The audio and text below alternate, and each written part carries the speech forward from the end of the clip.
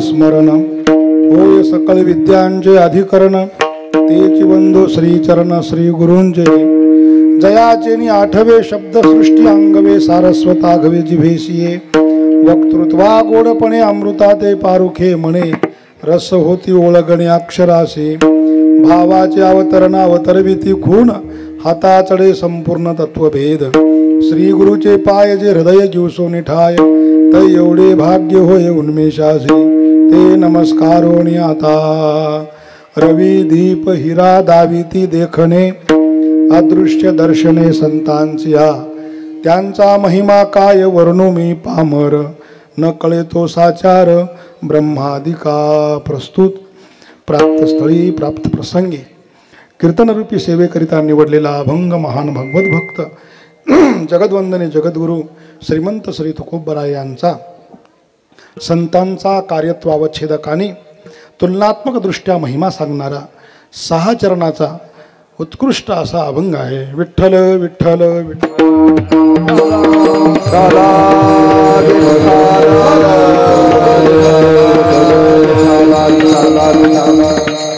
अकारण करुणावरून आलय भक्तवांछा कल्पतरू भगवान श्री पंढरीश पांडुरंग परमात्मा माऊली महावैष्णव ज्ञानोबाराया जगद्वंदनीय जगद्गुरु श्रीमंत श्री तुकोबराया आदी करून सकल साधू संतांच्या कृपा आशीर्वादाने ऐश्वर्य संपन्न संत श्री भगवान बाबा तथा वैराग्य मूर्ती संत श्री वामन भाऊ बाबांच्या पुण्यतिथी निमित्ताने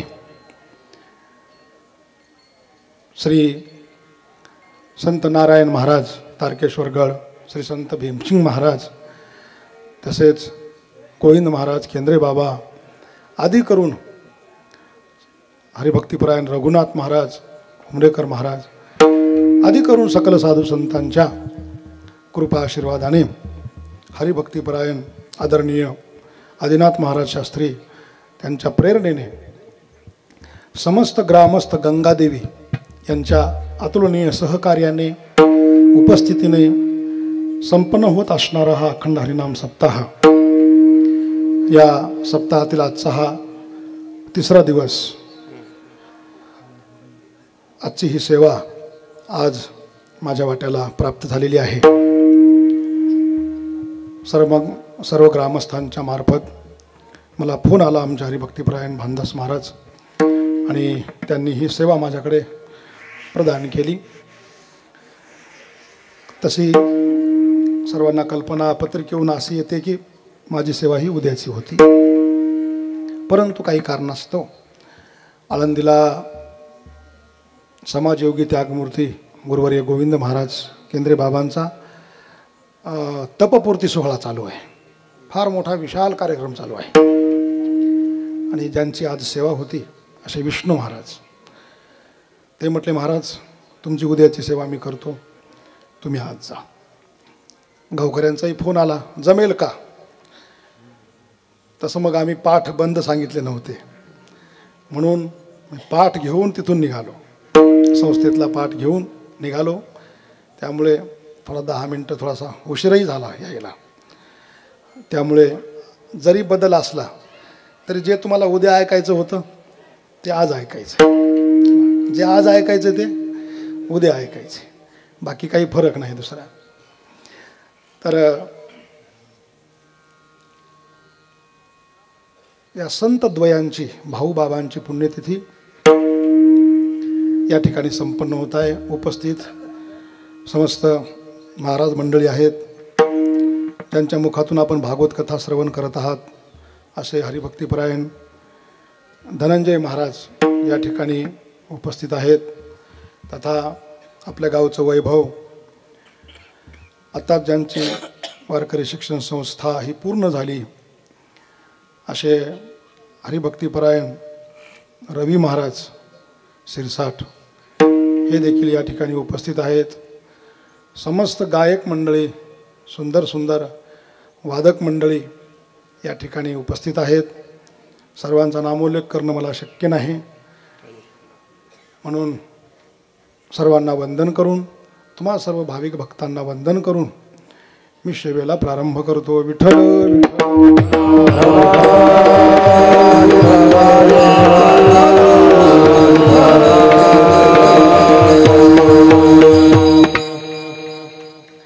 या अभंगातून जगद्गुरु तुकाराम महाराज संतांचा महिमा व्यक्त करतात.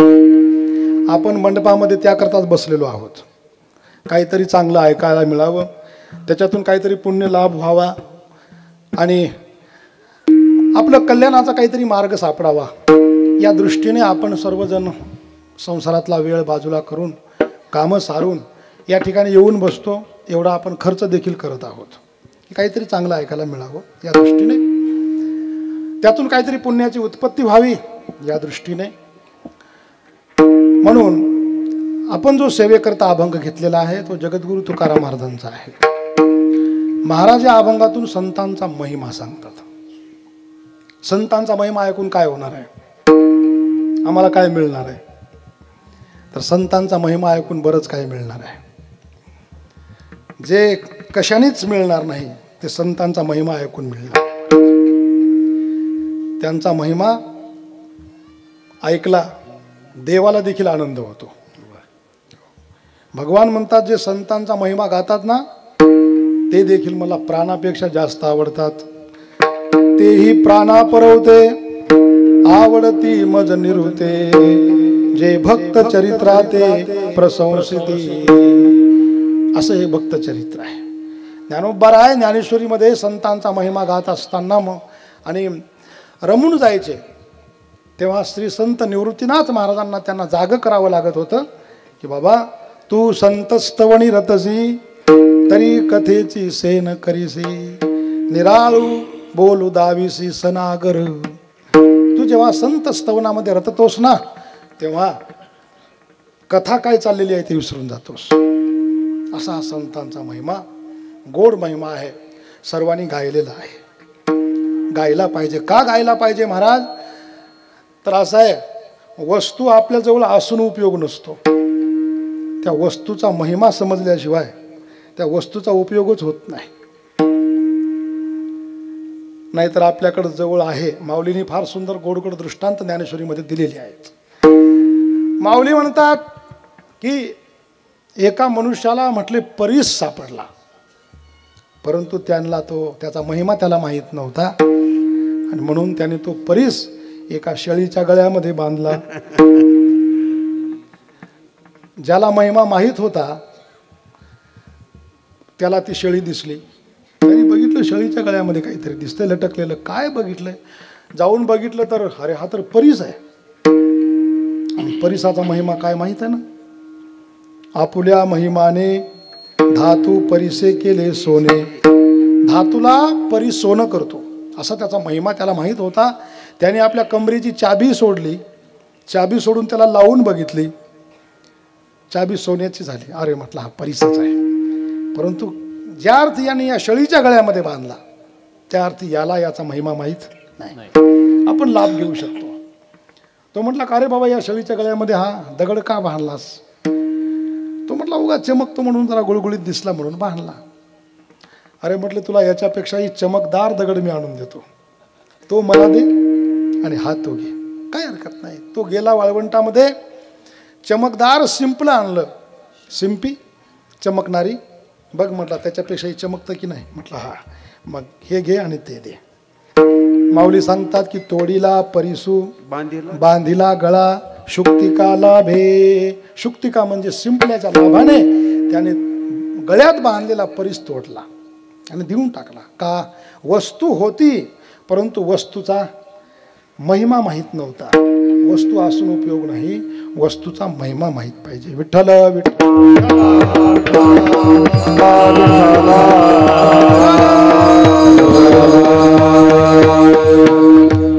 काय संतांच्या पुण्यतिथ्या आपण साजऱ्या करतो. आज कितीतरी वर्ष झालेली आहेत, तरी दरवर्षी न चुकता ही सर्व जनता त्या संतांच्या पुण्यतिथ्या साजऱ्या करते. आज सर्व महाराष्ट्राभर हा जो कालावधी गेला ना भाऊबाबांच्या पुण्यस्मरणाचा, सर्व महाराष्ट्राभर गावोगाव सप्ते होत आहेत, मोठे मोठे सप्ते होत आहेत. याचं कारण काय? काय त्या संतांनी आपल्याकरता केलं? ज्ञानोबारायांना जाऊन 700 वर्ष पूर्ण होऊन गेली तरी ज्ञानोबारायांचा समाधी सोहळा आणखी त्याच उत्साहाने संपन्न होतो. जगद्गुरु तुकोबारायांना जाऊन 450 वर्ष उलटलेली आहेत, तरी पण महाराजांचा उत्सव साजरा होतो आहे. नाथबाबांचा 600 वर्ष पूर्ण झाले तरी त्या ठिकाणी उत्सव साजरा होत आहे. काय केलं हो या संतांनी जेणेकरून माणसाला त्यांचे स्मरण राहतं? अहो आजकाल अशी परिस्थिती आहे, आपल्या वडिलाची पुण्यतिथी लोकांना माहीत नाही आहे. लोक ती तारीख विसरतात. आम्हाला असे काही फोन येतात, महाराज तुम्ही मागच्या वर्षी आमच्या वडिलांचं कीर्तन केलं होतं, ती तारीख नेमकी कोणती आम्हाला थोडी सांगा. मग आम्ही डायरीतून बघून त्यांना सांगतो की या तारखेला कीर्तन केलं होतं. मग त्या अंदाजा काढतात की आपले वडील या तारखेला गेले. अशी परिस्थिती आहे समाजात सध्या. कोणी आणि कुणाला लक्षात ठेवायला तयार नाही, परंतु या संतांना आपण आजपर्यंत लक्षात ठेवतो.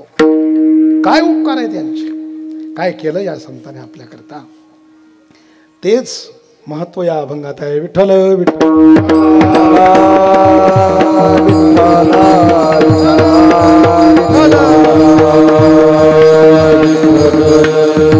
संतांनी जे आपल्याकरता केलं ना महाराज, ते कोणीच करू शकत नाही, कोणीच करू शकत नाही. त्याला अनेकाच्या उपमा देऊन बघितल्या परंतु नाही जमला. कल्पतरूची उपमा देऊन बघितली की बाबा कल्पतरू खाली फळे येती मागितली. तुम्ही कल्पतरूच्या वृक्षाखाली बसावा आणि काही कल्पना करावी. कल्पतरू दे कल्पिलिया अर्था, सर्व तुमच्या समोर उपस्थित होतं. असा कल्परू आहे आणि देण्यामध्ये उदार आहे कल्पतरू, परंतु त्याची उपमा महाराज म्हणतात कमी पडते. म्हटले चिंतामणीची उपमा द्या, म्हटले चिंतामणीची उपमा कमी पडते. चिंतामणी देखील त्या ठिकाणी कमी पडतो. म्हटले मग परिसाची उपमा द्या, त्याच्यापेक्षाही काही पटीने संतांचं देणं श्रेष्ठ आहे. या या संतांचे या या संतांचे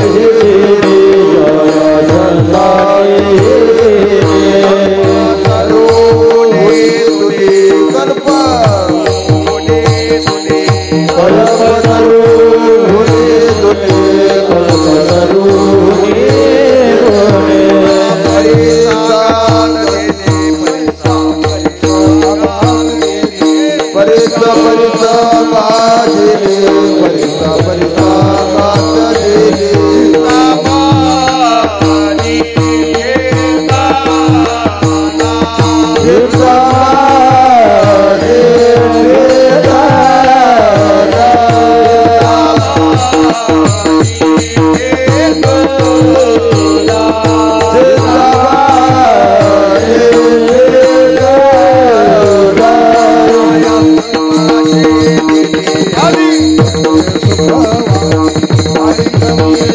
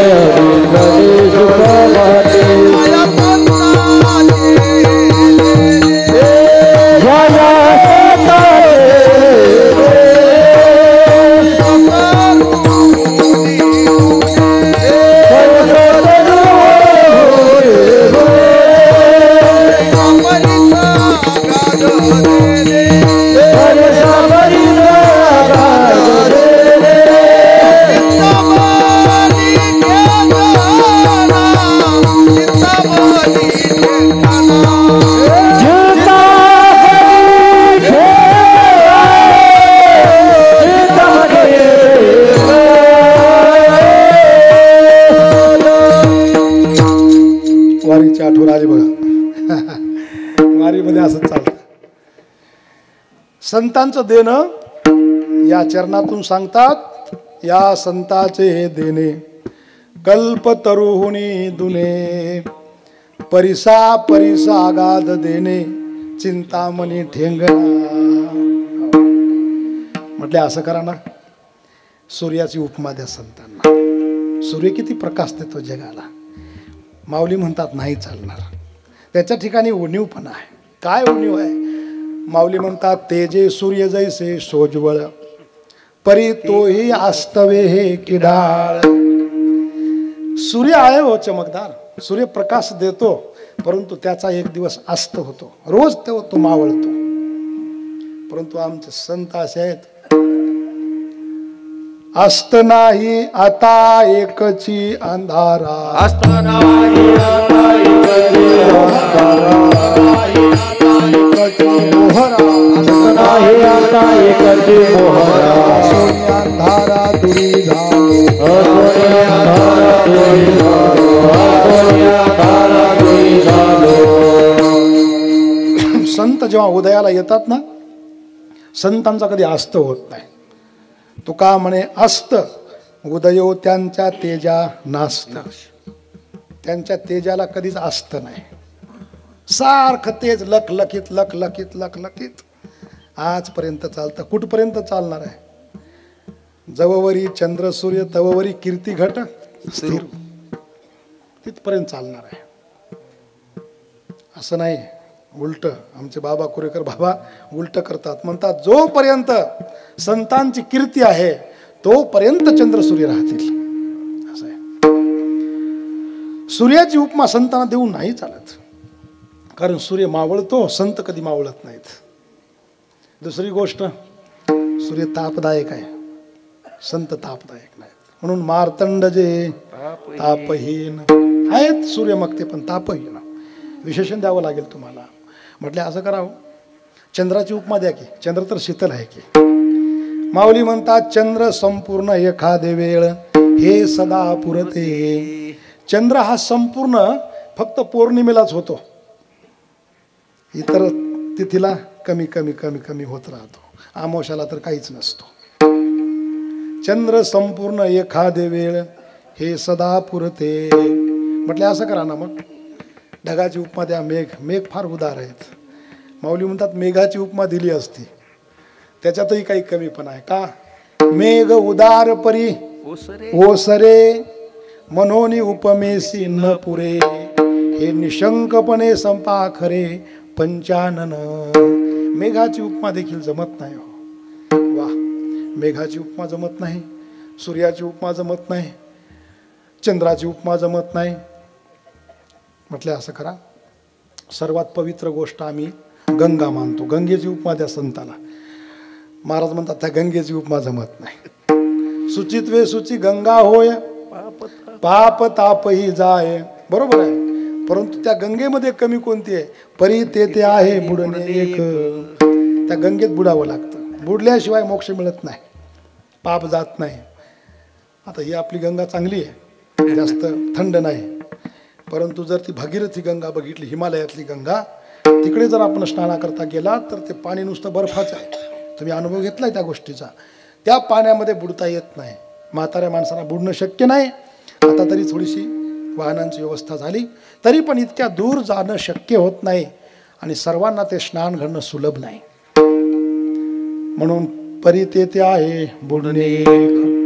म्हटले मग हिमालयाची उपमा द्या. हिमालय थंड आहे, तो पाप नाहीसं करतो, तिथे काही बुडायची गरज नाही. म्हटले बरोबर आहे तुमचं. हिमवंतू दोष खाय, परी जीविताची हानी होय, तैसे सुचित हे सज्जनाचे. हिमालय दोष खातो, परंतु त्या ठिकाणी जीविताची हानी होते, म्हणून त्याची उपमा नाही देता येत. म्हटले काशीची उपमा द्या ना. म्हटले बरोबर आहे, काशीची उपमा दिली असती, तिथेही एक कमी आहे. काय? मोक्ष देऊनी उदार, काशी होय कीर, परी वेचणे लागे शरीर ती गावी. काशी त्यालाच मोक्ष देते जो काशीमध्ये वास्तव्य करतो, नवे नवे जीवनभर तिथं राहतो आणि तिथेच तो मरण पावतो. मरण मुक्ती वाराणसी, तिथे मरावं लागतं. म्हणून काशीची उपमा जमत नाही.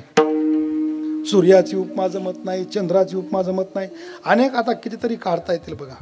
चंदनाची उपमा जमत नाही.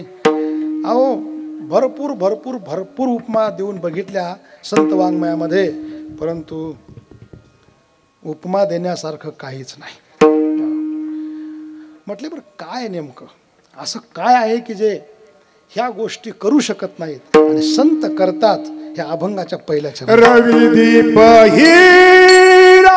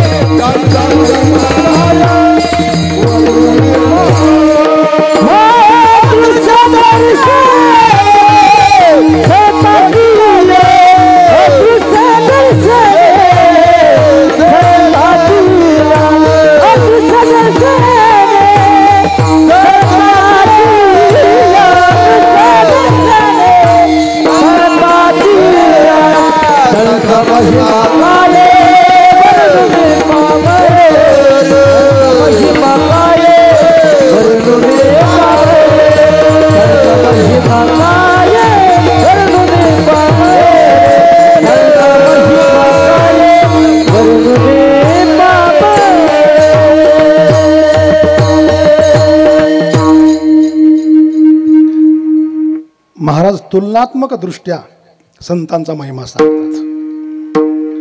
तुलना करतात कुणासोबत? रवी, दीप आणि हिरा. रवी म्हणजे सूर्य, दीप म्हणजे दिवा, हिरा मणी रत्न. हे काय दाखवतात आणि संत काय दाखवतात हे सांगतात. याच्यातून अलौकिक महिमा संतांचा प्रगट होतो. एक लौकिक महिमा असतो, एक अलौकिक महिमा असतो बरं का. एक शक्तिरूप महिमा असतो आणि एक स्वरूप महिमा असतो. स्वरूप महिमा संतांचा कळत नाही, सांगता येत नाही, कारण तो वाणीचा विषय नाही. संतांचं स्वरूप काय आहे? संत परब्रह्म स्वरूप आहेत, म्हणून त्याचं वर्णन शक्य नाही. एखाद्याने आपल्या बुद्धीच्या बळावर त्यांचं वर्णन करण्याचा प्रयत्न केला तर ते कसं होईल? कोणतं स्वरूपाचं वर्णन कसं होईल ते माऊली ज्ञानेश्वरी सांगतात. माऊली म्हणतात, प्रज्ञेचे नियाथिलेपणे श्री गुरु सामर्थ्या रूप करू म्हणे, तरी मोतियासी भिंग देणे तैसे होईल. आपल्या बुद्धीच्या बळावर कोणी जर त्या साधूचा स्वरूपाचा महिमा सांगण्याचा प्रयत्न केला तर एखाद्या मोत्याला काचाचा लेप दिल्यासारखं होईल. मोती आणि मोती महाग आहे, त्या मोत्यावर तुम्ही काच लावला, त्या मोत्याची किंमत घटणार, वाढणार नाही, त्याचं महत्त्व वाढणार नाही. किंवा 15.5 रजतवणी तैसी स्तुतीची बोलणी, उगाची माथा ठेवीजे चरणी हेची भले. 15.5 रजतवणी, 15.5 नंबरचं सोनं, शुद्ध सोनं. कोणी त्या सोन्याचे अलंकार केले, दाखवू लागला, तो म्हटला थांब मी याला आणखी नवं बनवतो. म्हणून त्यांनी त्या सोन्याच्या अलंकाराला चांदीचं पाणी दिलं. त्याची किंमत घटेल का वाढेल? घटेल. 15.5 रजत वणी म्हणजे चांदीचं पाणी, तैसी स्तुतीची बोलणी. त्याप्रमाणे संतांचं वर्णन करणं म्हणजे आपलं बोलणं आहे. केवता कल्पतरुवरी फुलवरा, काईसेनी पाहुणे रूप क्षीरसागरा, कवनेवासी कापुरा सुवासुदेव, चंदना ते कायसेनी चर्चावे, अमृता ते केवते रांधावे, गगनावरी उभवावे घडे केवी, तैसे श्री गुरुचे महिमान, आकळिता के असे साधन, हे जाणून मी या नमन निवांत केले. अशा प्रकारचं हे संतांचं जे स्वरूप महिमा आहे ना, तो सांगता येत नाही वाणीने. म्हणून त्यांचा शक्तिरूप महिमा आहे. शक्तिरूप महिमा 2 प्रकारचा आहे, एक लौकिक आणि एक अलौकिक. संतांचे जे चमत्कार आहेत ना, ती संतांची शक्ती आहे, शक्तिरूप महिमा आहे. खरं तर संत चमत्कार करण्याकरता आलेच नव्हते, त्यांना ते चमत्कार करायचेही नव्हते, परंतु सहज ते चमत्कार झाले. भिंत चालविली म्हणून माऊली ज्ञानोबा श्रेष्ठ आहेत, महान आहेत असं नाही. त्यांच्याकडून ती भिंत सहज चालल्या गेली आणि चमत्काराला वारकरी संप्रदाय मानतही नाही. झाले संताकडून चमत्कार, ती गौण गोष्ट आहे, परंतु जो जो चमत्कार करतो तो संत असा संप्रदायाचा सिद्धांत मुळीच नाही, मुळीच नाही. म्हणून त्या लौकिक गोष्टी आहेत. तो शक्तिरूपी महिमा, तेही त्यांचा महिमाच आहे. काय केलं त्यांनी? चालविली जड भिंती, हरली चांगयाची भ्रांती, मोक्ष मार्गीचा सांगाती, ज्ञानोबा माझा रेड्या मोकी.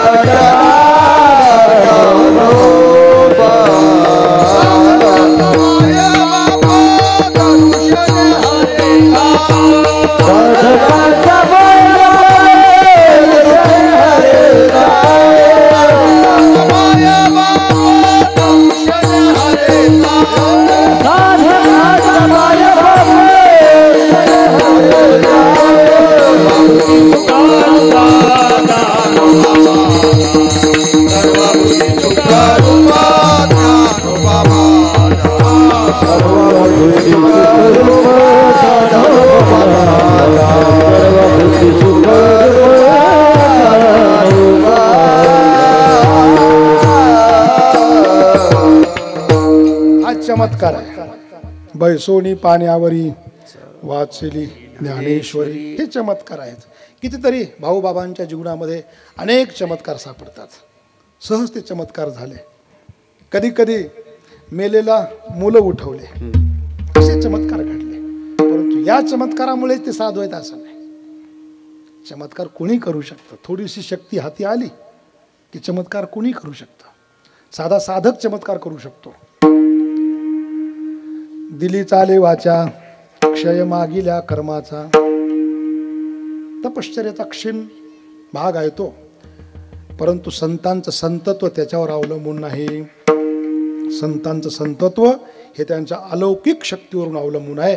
त्यांच्या अलौकिक शक्ती काय आहे तर या पहिल्या चरणात सांगतात की अदृश्य दर्शने संतांची. संत काय करतात?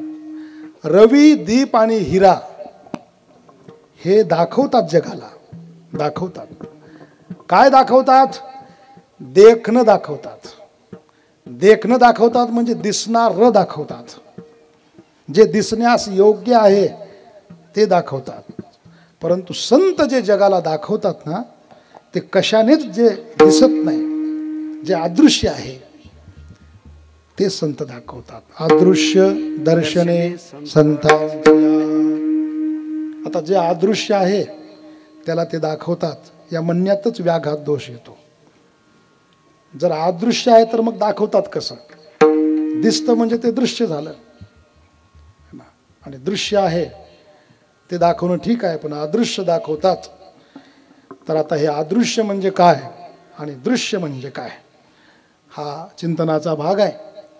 आपल्या गावात बरेचसे माणसं चिंतनीय आहेत, चिंतन ऐकणारे आहेत, परिसर चांगला आहे. बरेच मोठ्या मोठ्या महाराज लोकांचे कीर्तन आपण ऐकलेले आहेत. जवळ तारकेश्वर गड आहे, बाबा वेदांताचार्य होते, त्यांचे संस्कार तुमच्यावर आहेत बरं का. म्हणून हे दृश्य काय आणि अदृश्य काय याचा थोडासा विचार करू आणि पुढे जाऊया. विठ्ठल विठ्ठल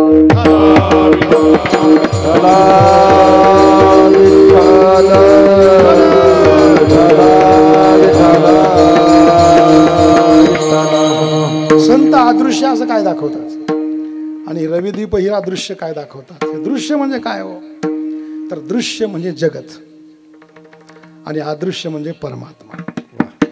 जगताला दृश्य म्हणतात आणि परमात्म्याला अदृश्य म्हणतात.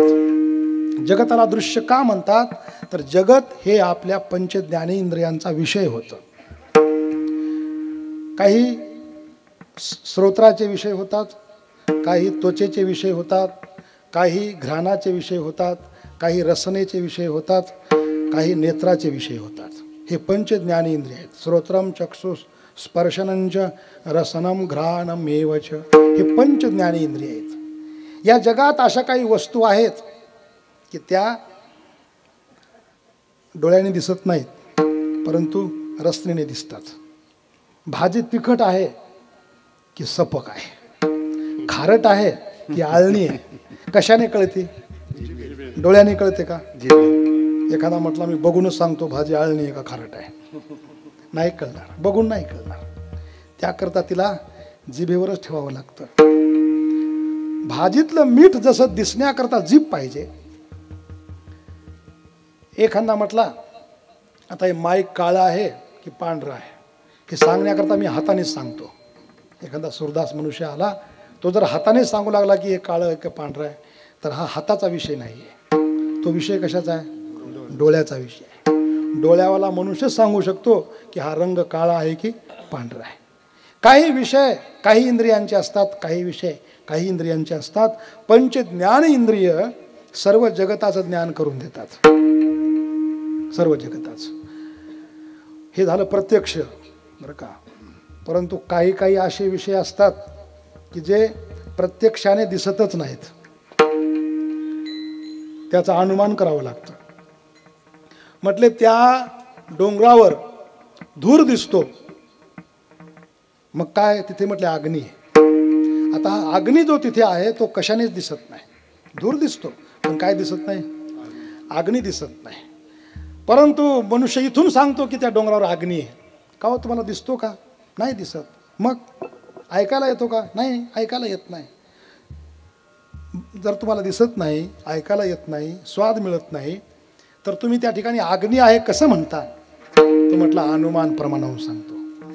ज्या अर्थी तिथे धूर निघतोय त्या अर्थी तिथे काय असला पाहिजे? अग्नी असला पाहिजे. कारण जिथे जिथे धूर आहे तिथे तिथे अग्नी आहे. यत्र यत्र धूमः तत्र तत्र वह्नी. आपल्याजवळ पाऊस नाही पडला पण आपल्या नदीला मात्र पूर आला. इथं तर पाऊस नाही पडला, पूर तर आला. याचा अर्थ अनुमान मनुष्य काय करतो? जरी इथे पाऊस नाही पडला तरी वर मात्र पाऊस पडला असेल. तो पाऊस खरं तर प्रत्यक्ष कुठल्याच आणि इंद्रियाचा विषय होत नसताना देखील त्याचं ज्ञान होतं अनुमान प्रमाणावर. काही तर अनुमान प्रमाणाने कळत नाही, त्या ठिकाणी शब्द प्रमाणाचं आणि उपयोग होतो, शब्दानेच कळतं. आता तुम्ही सांगा, स्वर्ग तुम्ही बघितलाय का? बरं, स्वर्गातलं काय दिसतं का? तुम्हाला आवाज ऐकायला येतो का? पण स्वर्ग आहे की नाही? कशावरून म्हणता तुम्ही स्वर्ग आहे? कारण आमच्या संतांनी सांगितलंय म्हणून. आमच्या संतांच्या शब्दावर आमचा विश्वास आहे म्हणून शब्द प्रमाण. माऊली म्हणतात जेथ अमरत्व हे सिंहासन, ऐरावता सारिखे वाहन, राजधानी भुवन अमरावती, जेथ महासिद्धीची भांडारे, अमृताची कोठारे जिये गावी खिल्लारे कामधेनूची जेथ ओळगे देव पायिका सयंग चिंतामणीची या भूमिका विनोदवन वाटिका सुरतरुंची या गंधर्व गात गाणी जेथ रंभे ऐसिया नाचणी उर्वशी मुख्य विलासिनी अंतौरिया मदन ओळगे शेजारे जेथ चंद्रबिंब सिंप सांबरे पवना ऐसे म्हणियारे धावणे जेथ. आता किती ओव्या आहेत स्वर्गाचं वर्णन करणारे अनेक ओव्या आहेत. हे स्वर्गाचं वर्णन आपल्याला स्वर्ग जो माहीत झाला आपण जो म्हणतो स्वर्गात जायचंय स्वर्गवासी झाले हा तर हे सर्व कशावरून शब्द प्रमाण आहे. इथे प्रत्यक्ष प्रमाणही नाही चालत अनुमान प्रमाणही नाही चालत परंतु शब्द प्रमाण मात्र काम करतं. असे जवळजवळ 6 प्रमाण वेदांतामध्ये ज्ञान करून देण्याचे मानलेले आहेत बरं का. परंतु मला इतक्या लांब जायचं नाही. आता फक्त मला हे सांगायचं आहे की या 6 प्रमाणाचा जे जे विषय होतं त्याला दृश्य म्हणतात. त्याला काय म्हणतात दृश्य म्हणतात. आणि संत हे दृश्य दाखवत नाहीत. संत अदृश्य दाखवतात. जे या 6 प्रमाणाचाही विषय होत नाही त्याला अदृश्य म्हणतात. तो परमात्मा आहे. तो परमात्मा प्रत्यक्ष प्रमाणाचा विषय होऊ शकत नाही. का होऊ शकत नाही. रंग नाही रूप नाही नाही वर्ण छाया रंग नाही रूप नाही वर्ण छाया रूप नाही वर्ण छाया रंग नाही रूप नाही वर्ण छाया रघुराया निर्गुण तुझे राया निराकार निर्गुण तुझे रघुराया निर्गुण तुझे रघुराया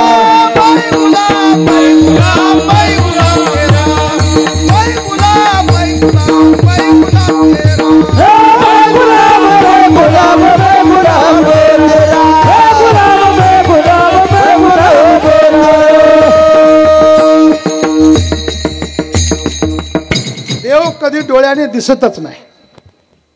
तो सगुण दिसतो परंतु वास्तविक तात्विक देवाचं रूप कधी डोळ्याने दिसत नाही. लटक्या माझी तोची भला मने देव म्या पाहिला. जो म्हणतो म्या देव पाहिला तो लटका आहे. तो खोटार नाही. देव दिसण्याची वस्तू नाहीये अनुभवण्याची विषय आहे. म्हणून तो दृश्य नाही. प्रत्यक्ष प्रमाणाचा विषय होऊ शकत नाही. अनुमानाचा विषय होऊ शकत नाही. अनुमान हे कार्यावरून केलं जातं. अग्नीचं धूर कार्य असल्यामुळे धूर दिसला म्हणजे अग्नीचं अनुमान होतं. तसं देवाचं असं काही कार्य नाही आहे. देव कुणाचं कारण नाही. ते कार्य ना कारण कार्य नाही कारण नाही त्यामुळे तिथे अनुमान प्रमाणाने शिरू शकत नाही. बरं म्हटले शब्द प्रमाण ते शब्दाचा विषय होऊ शकत नाही. कारण शब्द तिथेच पोहोचतो जिथे जाती क्रिया भेद है ना नाम रूप संबंध जाती क्रिया भेदू आकाराशीच प्रवादू वस्तुशी नाही. जिथे नाम रूप आहे संबंध आहे जाती आहे क्रिया आहे भेद आहे तिथे शब्द प्रवेश करतो. तिथे शब्द प्रवेश करत नाही. म्हणून परमात्मा अदृश्य आहे. आणि या अदृश्य परमात्म्याचं ज्ञान संत करून देतात. अदृश्य दर्शने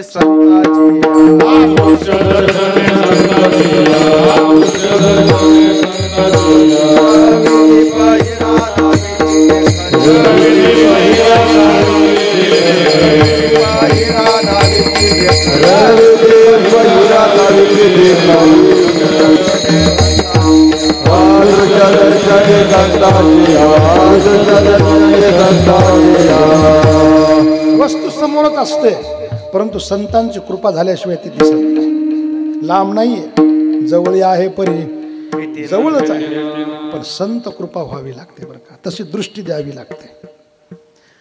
श्री संत नामदेव महाराजांच्या जीवनातला प्रसंग सर्वांना माहीत आहे. संत सभेमध्ये श्री संत नामदेव महाराजांना कच्च ठरवण्यात आलं. कच्चे आहेत. आणखी यांची ब्रह्मदृष्टी नाहीये. कच्चे आहेत. नामदेव महाराज रागारागाने त्या सभेतून देवाकडे गेले. देवा तुम्ही माझ्यासोबत बोलता चालता खेळता आणि तरी या संत सभेमध्ये मला कच्च ठरवलं. खरंच मी कच्चा आहे का. देव म्हटले खरं सांगू नामा खरंच तू कच्चा आहेस. आणखी तुला ती दृष्टी प्राप्त नाही का तर तू आणखी निगुरे आहेस. निगुऱ्या म्हणजे तुला आणखी गुरुच नाही. तुला आणखी दृष्टी देणारा दाखवणारा भेटलाच नाही. माझ्यासोबत तू देव म्हणून खेळतोस, परंतु आणखी गुरु नाही आहे. मग तुला गुरुच्या भेटीकरता जावं लागेल. जा जा हिंगोली जिल्ह्यामध्ये औंढा नागनाथ श्री क्षेत्र आहे. त्या ठिकाणी विसोबा खेचर नावाचे संत आहेत, त्यांना जाऊन भेट. तेच तुझ्या दैवामध्ये गुरु आहेत. ठीक आहे महाराज. नामदेव महाराज मजल दर मजल करत श्री क्षेत्र औंढा नागनाथ या ठिकाणी गेले. तिथे विचारलं का हो इथे विसोबा खेचर कुठे राहतात? म्हटले ते नेहमी मंदिरामध्येच असतात, जाऊन बघा मंदिरामध्ये बसले असतील. नामदेव महाराज गेले मंदिरामध्ये, गाभाऱ्यात गेले तर त्या ठिकाणी त्यांना विचलित करणारं दृश्य दिसलं. काय? त्यांचे पाय पिंडीवर ठेवलेले आणि ऐंशी झोपलेले, पिंडीकडे पाय कडून. नामदेव महाराज म्हणजे राम राम राम राम राम राम. किती पापी मनुष्य आहे. अरे हे तुला शोभतं का बाळा? अरे हे ते पाय काढ बाजूला, देवावर तू पाय ठेवलेस, अशोभनीय अशोभनीय. ते म्हटले बाळा हे बघ, ते मस्त खरं आहे की पाय पिंडीवर ठेवायचे नाहीत, काढले पाहिजे, परंतु आता मी थकलेलो आहे, मी वृद्ध झालेलो आहे, माझे पाय काय मला उचलत नाहीत. तूच काय कर, पाय उचलून थोडेसे बाजूला ठेव. नामदेव महाराज म्हटले इतक्या आपण लांब आलो तर एवढं पुण्य काम करू आपण. म्हणून त्यांनी काय केलं, सद्गुरूचे पाय धरले. या निमित्ताने का होईना, परंतु सद्गुरूचे पाय त्यांच्या हाती आले आणि पाय धरल्याबरोबर तनुमनु जीवे चरणासी लागावे, अगरवता करावे दास्य सकळ. पायाच्या प्रसादे काही पायाच्या प्रसादाने त्यांना लाभ झाला. त्यांनी पाय उचलल्याबरोबर अंतकरणातले मल विक्षेप आवरण दोष नष्ट झाले. तेव्हा झाला साक्षात्कारू आत्मबोधाचा.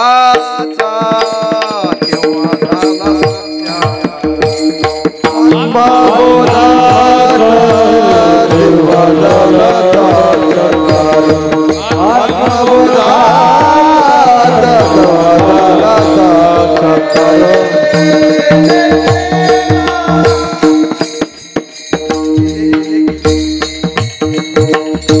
कामाचं सापडलं.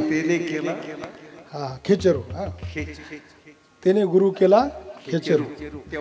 तेव्हा झाला साक्षात्कारू आत्मबोधाचा. खेचर महाराज गुरु सापडले आणि त्यांना वाटलं पाय बाजूला ठेवावेत, म्हणून बाजूला पाय ठेवत असताना तिथे देखील एक दुसरी पिंड तयार झाली. त्यांना वाटलं इथे आपण बघितली नसेल, इथं पिंड असेल पूर्वीचीच, म्हणून आणखी थोडं सरकवले पाय. तिथे पण तिसरी पिंड, आणखी सरकवले, तिथे चौथी पिंड. त्यांना वाटलं बघूच आपण काय चमत्कार आहे. तर सर्व बाजूनी त्यांनी ते पाय फिरवले, सर्व ठिकाणी त्यांच्या पायाखाली पिंड तयार व्हायची. मग त्यांना समजलं की आपण देवाला फक्त एवढंच समजत होतो. अरे देव इथेही आहे, देव इथेही आहे, देव इथेही आहे, देव सर्वत्रच आहे.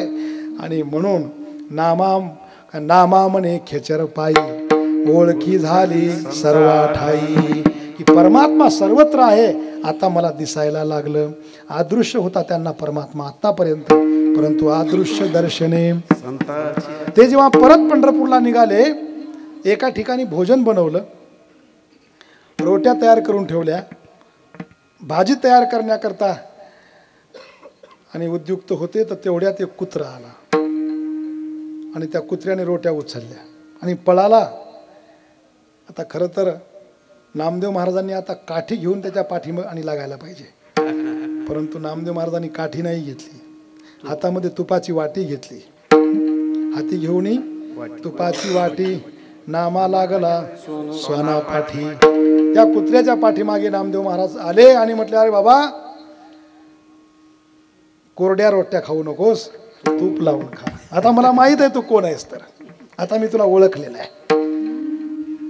शुनीचैव स्वपाकेच पंडितः समदर्शिनाः, अदृश्य दर्शने संताचिया. असा त्यांचा महिमा. महाराज म्हणतात मी कसा वर्णन करू त्यांचा महिमा काय वर्णिया.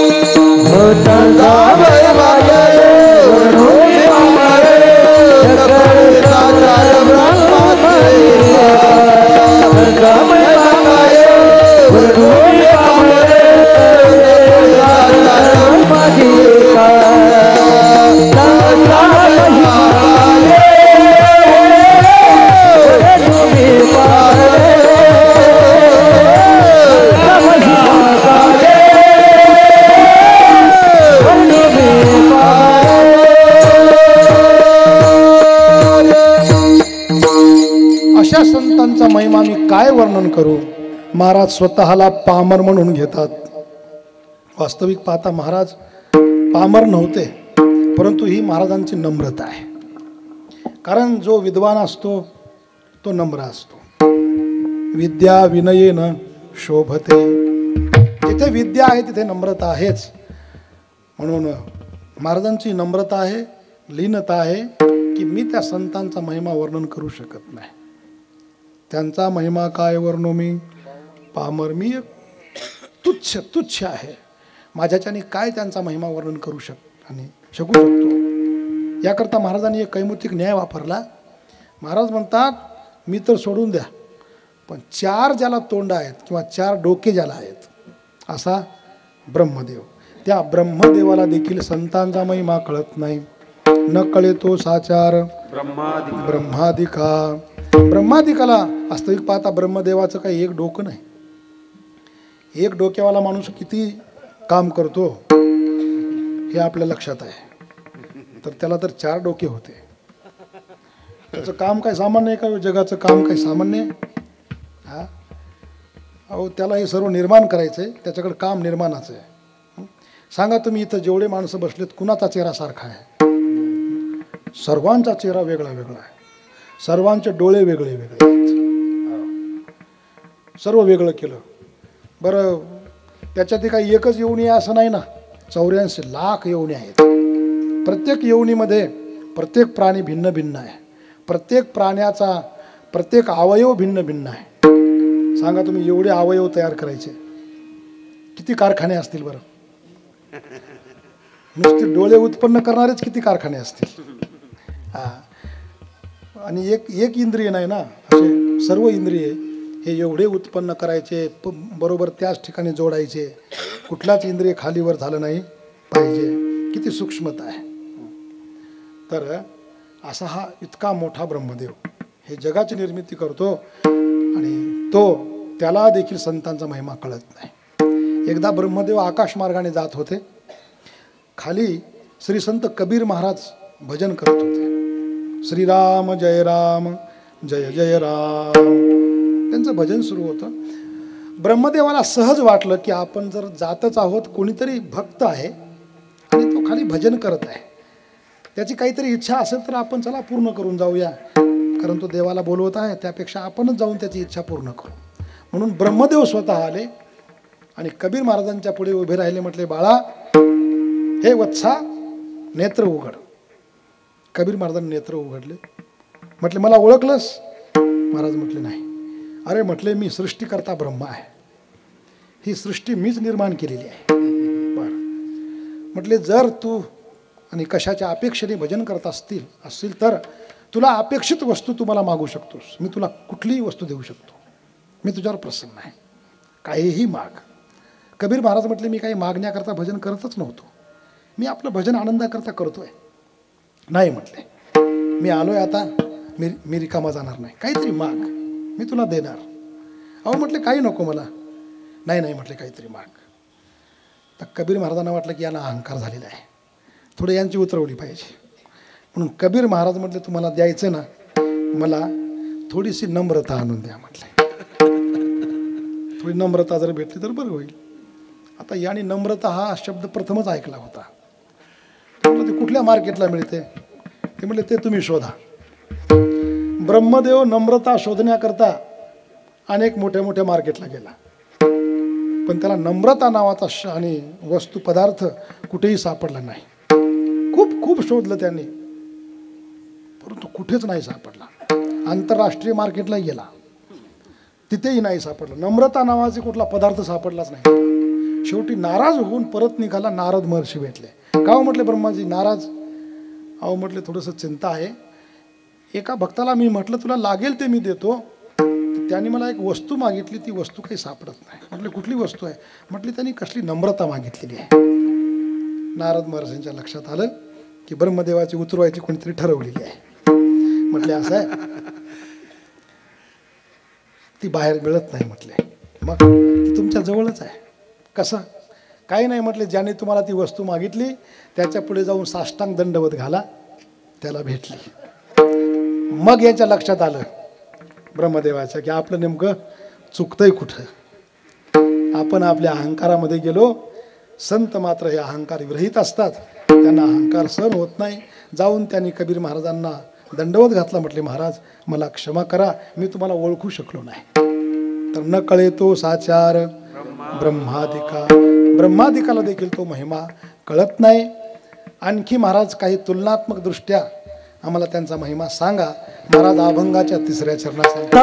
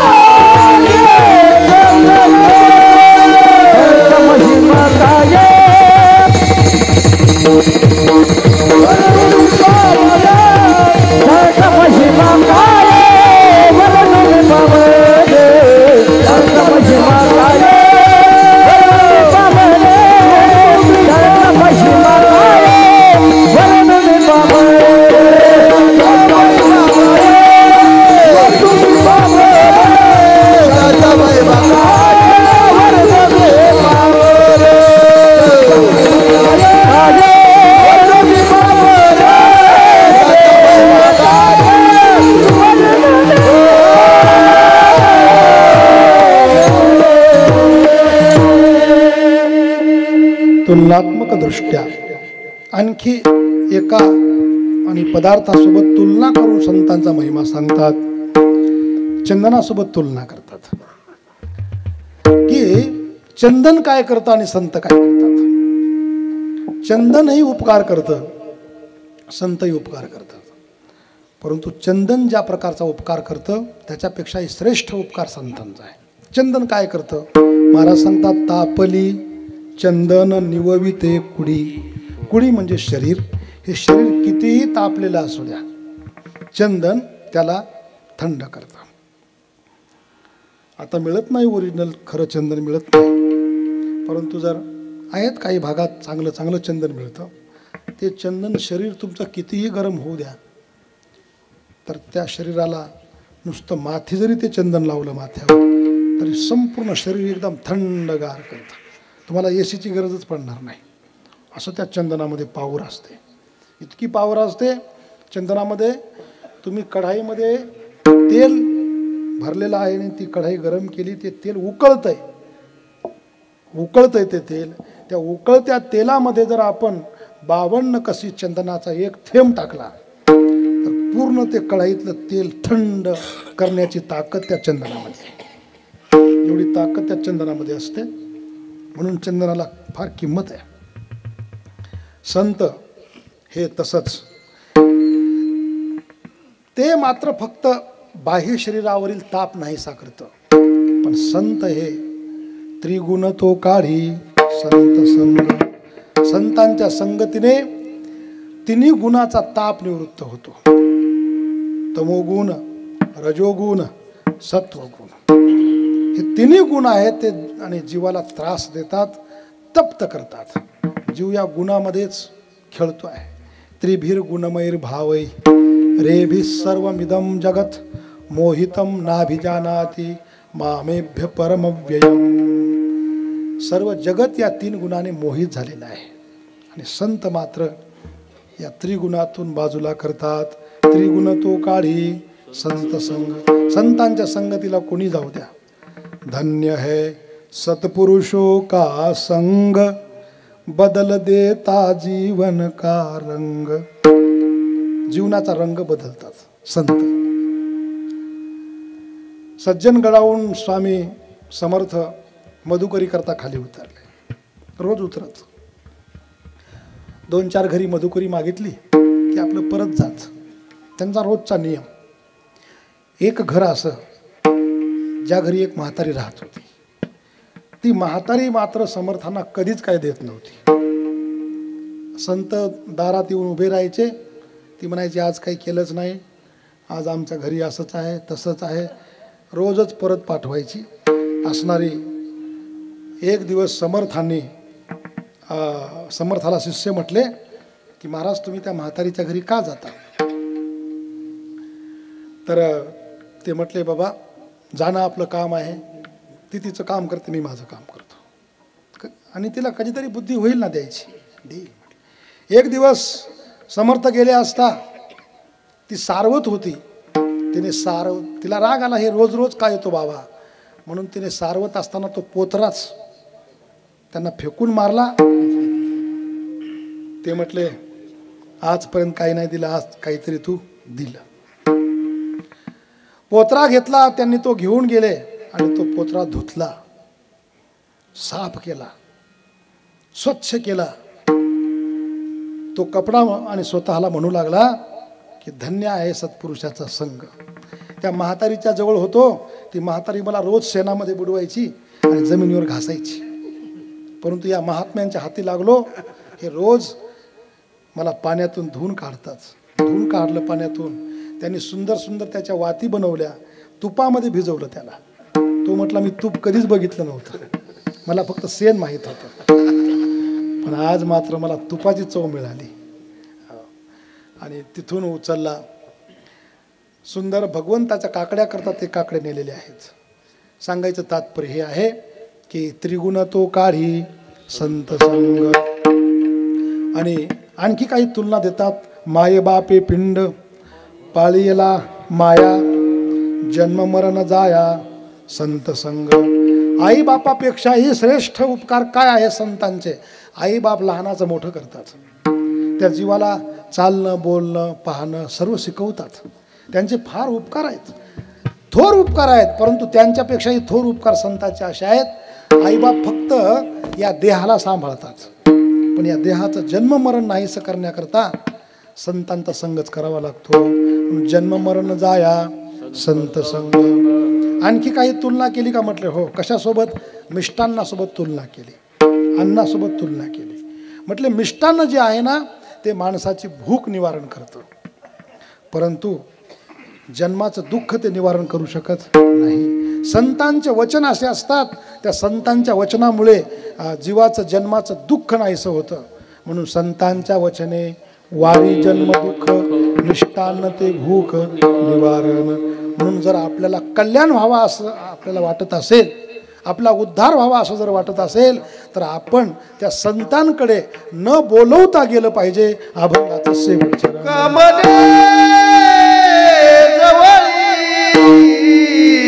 न पाचारिता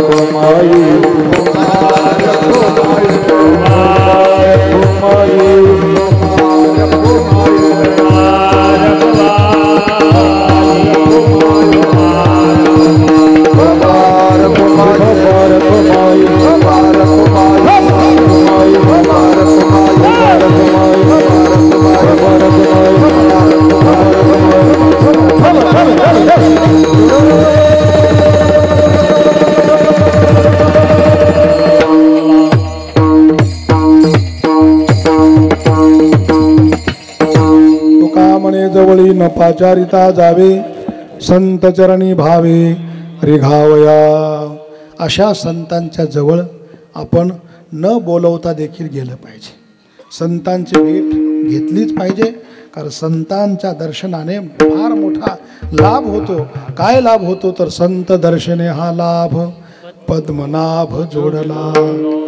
आणि देवाच्या जोडण्याने काय मिळतं आपल्याला? देव मिळाला म्हणजे काय मिळतं? देव मिळाला म्हणजे सर्वच मिळतं. तुका म्हणे त्याचे पाहिलिया पाय मग दुःख जाय सर्व माझे. सर्व जीवनाचं दुःख निघून जातं महाराज. आणि म्हणून जेव्हा जेव्हा परमात्म्याचं दर्शन होतं तेव्हा तेव्हा भिद्यते हृदयं ग्रंथी छिद्यन्ते सर्व संशयः क्षीयन्ते चास्य कर्माणि तस्मिन् दृष्टे परावरे. हृदयातील सर्व ग्रंथींचा भेद होतो, सर्व संशयाचं छेदन होतं आणि त्या ठिकाणी परमात्म्याचं दर्शन केल्यानंतर सर्व कर्मांचा क्षय होतो. अशा पद्धतीने त्या परमात्म्याचं दर्शन हे संत करून देत असतात. म्हणून संतांनी आपल्याकरता काय केलं याचं उत्तर हे आहे की संतांनी आपल्याला देव दाखवला, नाहीतर काय कळाला असता, कुठं गेलो असतो आपण काही माहीत नाही. देव दूर होता, जीव दूर होता.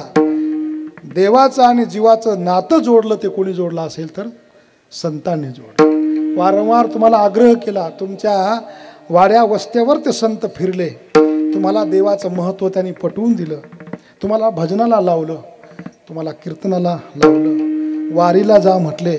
वारी, भजन, कीर्तन, ग्रंथ वाचन, पूजन ह्या सर्व गोष्टी ह्या संतांनी शिकवल्या आणि त्यामुळे आपल्याला हा आनंद मिळाला, हा लाभ मिळाला.